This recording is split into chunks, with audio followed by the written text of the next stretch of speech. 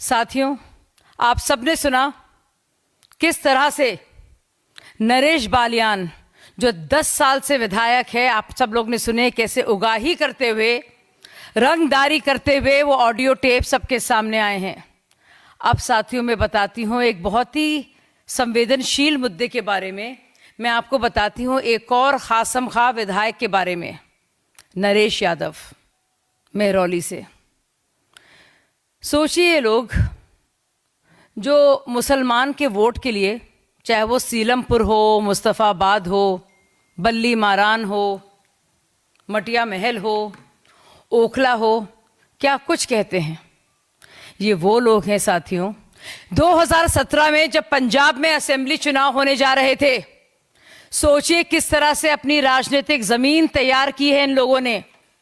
और अब ध्यान दीजिए इस बात पर कि नरेश यादव, जिनको पंजाब भेजा गया था और भी विधायकों के साथ, कि वहां पे अपनी राजनीतिक धरती को ढूंढे, जमीन बनाएं और वोट हासिल करें, उन्होंने बाकायदा गौरव कुमार और विवेक कुमार के साथ मिलकर एक ऐसा षड्यंत्र रचा है साथियों।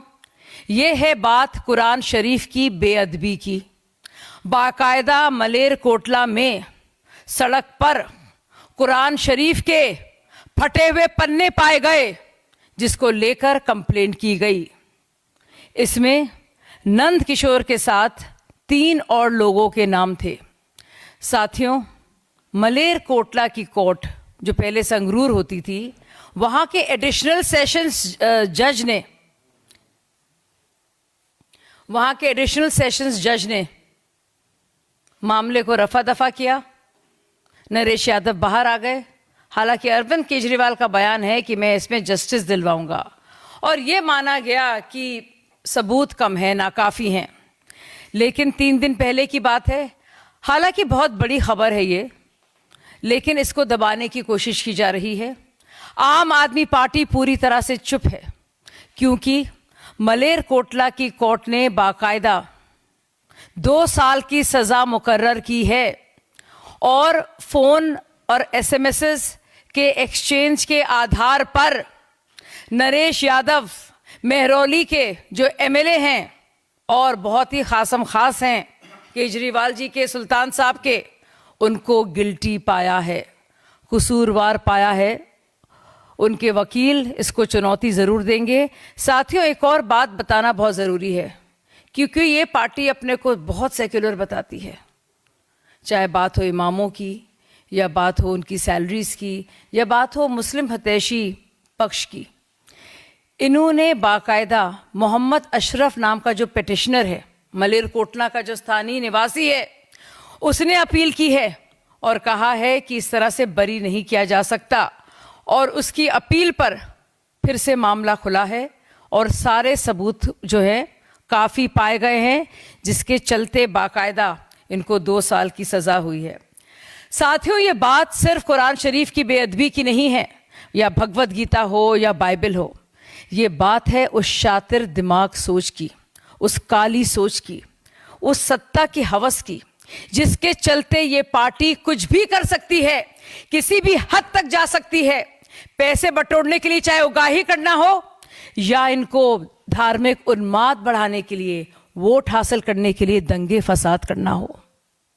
अरविंद केजरीवाल कहते थे, और मैं उनको राखी बांधती थी, और हम सब लोगों ने मिलकर आम आदमी पार्टी बनाई थी। साथियों, क्या कहते थे अरविंद केजरीवाल? जगह जगह जाकर कहते थे, ऐसे इंसान को वोट दो, ऐसे एमएलए का चयन करो, जैसे बेटी के लिए दामाद ढूंढते हो। तो ये वक्त आ गया है साथियों।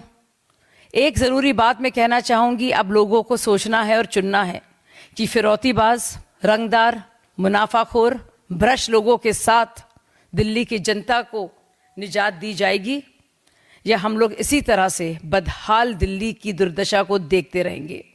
एक और ज़रूरी सवाल ये केजरीवाल जी के लिए है, उनके साथ साथ चाहे वो शोएब हों या फिर अमानतुल्लाह खान हो। मैं ये कहना चाहूँगी कि दिल्ली में हर जगह जब चुनाव का प्रचार हो, नरेश यादव जी की बात और जिस तरह से कुरान शरीफ के पन्ने फाड़ने पर और उनको ज़मीन पर फेंकने पर जिस तरह से मामला आया है, मैं चाहूँगी कि केजरीवाल जी जगह जगह नरेश यादव की इस काली करतूत के बारे में बताएं। ख़ास तौर से जैसे कि मैंने पहले कहा, मुस्तफ़ाबाद में जाएं, सीलमपुर जाएं, मटिया महल जाएं, ओखला जाएं।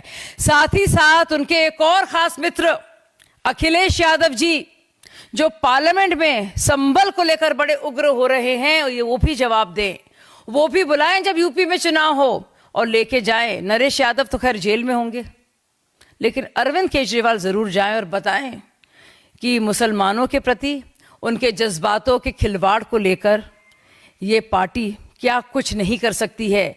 ये पार्टी इतनी ख़तरनाक जगह पे आ गई है मेरे साथियों, और इतनी भयावह जगह है ये कि इनका यहाँ से लौटना बहुत मुश्किल है। चाहे वो संदिग्ध अपराधी हों या आतंकवादी हों या गैंगस्टर्स हों, आम आदमी पार्टी की काली करतूतों का भंडा फोड़ करना बहुत ज़रूरी है। इन्होंने एक हद पार कर दी है और इसलिए ज़रूरी है कि उनको कॉल आउट किया जाए और जगह जगह जो उनके लिए ख़ास मुस्लिम प्रेम है, कुरान शरीफ के प्रति जो मोहब्बत जिन्होंने दिखाई है, उनके एक बहुत चहीते विधायक ने वो काली करतूत को भी उजागर करना बेहद ज़रूरी है। धन्यवाद। कोई सवाल हो?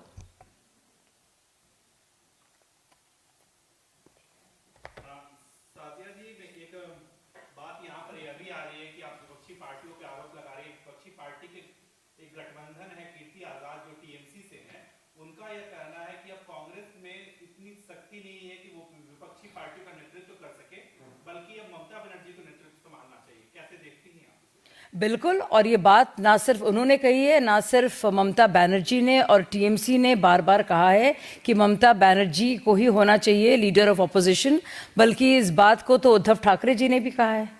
तो अब ये उनको सोचना है, ये उनको तय करना है कि उनका लीडर कैसा हो, क्योंकि टीएमसी ने या फिर उद्धव ठाकरे की शिवसेना ने बाकायदा इसका ऐलान सबके सामने कर दिया है कि उनको कोई भी विश्वास नहीं है किसी भी तरह का राहुल गांधी जी की योग्यता पर और उनकी काबिलियत पर और उनकी लीडरशिप एबिलिटीज़ पर।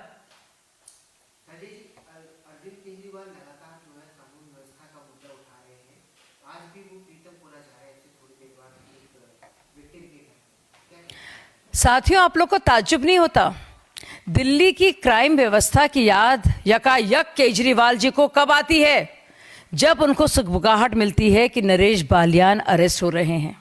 वो ऑडियो क्लिप में बाकायदा जिस तरह की बातचीत है उसमें सोचिए आप, और आप लोग ज़ोर से सोचिए और सुनिए उसको। अगर आप सुनेंगे तो बाकायदा वो वकील कह रहा है कि तुमने पुलिस में कंप्लेंट क्यों कर दी, तो नरेश बालियान ये तक कह रहे हैं कि लोगों को शक हो रहा है मेरे ऊपर, इसलिए मुझे पुलिस में कंप्लेंट करना ज़रूरी है ताकि शक मेरे ऊपर ना हो। सोचिए कितनी गहन तैयारी के साथ ये फिरौतीबाज ने अपना काम किया है। 10 साल से विधायक है। दोनों नरेश ऐसे लोग हैं जिनको लगातार मेहरौली से और उत्तम नगर से टिकट मिलता रहा है। कईयों के टिकट कटे हैं, लेकिन ये खासम खास हैं। जब बात होती है नरेश यादव की तो केजरीवाल के, जब बात आती है नरेश बालियान की तो संजय सिंह के। दुनिया जानती है, उनकी कॉन्स्टिट्यूंसी के लोग जानते हैं कि किस तरह का किरदार इन दोनों शख्स का है।